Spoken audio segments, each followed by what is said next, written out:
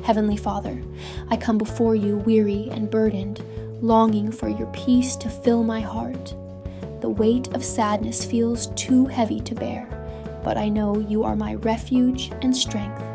Even when my spirit feels weak, I trust that you are holding me in your hands. Your word declares in Matthew 11:28, "Come to me, all you who are weary and burdened, and I will give you rest." Lord, I lay my burdens at your feet. Let your rest fill my soul and bring comfort to my troubled heart. Father, when darkness surrounds me, remind me of your unfailing love.